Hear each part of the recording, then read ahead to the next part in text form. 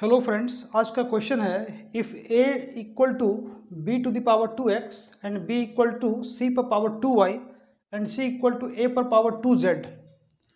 तो आपको प्रूव करना है 8xyz इक्वल टू 1 होगा। ठीक है, तो इसको प्रूव करने के लिए किस कॉन्सेप्ट का इस्तेमाल करेंगे, पहले हम लोग उसको समझते हैं। ठीक है, कॉन्सेप्ट बहुत सिंपल है कि अगर LHS इक्वल टू RHS है और दोनों तरफ का बेस अगर सेम है तो पावर भी सेम हो जाता है। ठीक है, इसका मतलब क्या हुआ? इसका मतलब है ये है कि if a to the power x equal to a to the power y।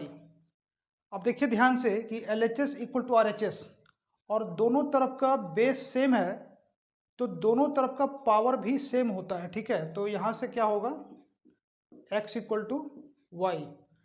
तो इसी फॉर्मूला से या इसी कॉन्सेप्ट से आप इस क्वेश्चन को बना सकते हैं। ठीक है, अब हम लोग समझते हैं कि कैसे बनेगा।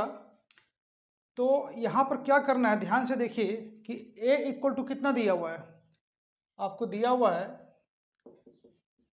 Given a equal to b पर पावर 2x। ठीक है, ये दिया हुआ है पहला कंडीशन।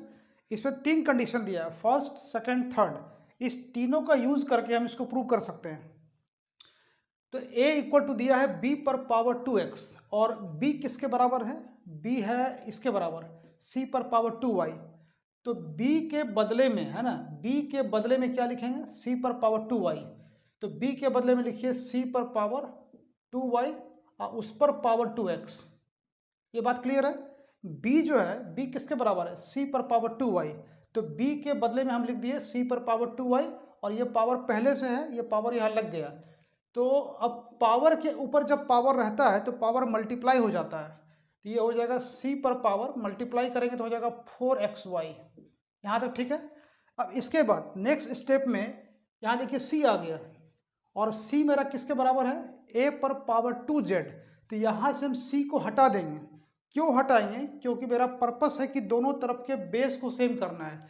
तो चलिए अगला स्टेप में c के बदले में क्या लिखेंगे, a पर पावर 2z। तो c के बदले में लिखिए a पर पावर 2z और उस पर पावर 4xy। ठीक है, तो अब आगे बढ़ाते हैं इसको। यहाँ पर कितना था, a था। ठीक है, a का मतलब कितना, a पर पावर 1। a को लिख सकते हैं a to the power 1 equal to, अब यहाँ देखिए पावर के ऊपर पावर, तो पावर मल्टीप्लाई हो जाएगा। पावर को मल्टीप्लाई करेंगे तो क्या हो जाएगा, 8xyz। अब ध्यान दीजिए कि दोनों तरफ का बेस सेम हो चुका है, इसका मतलब दोनों का पावर भी सेम हो जाएगा।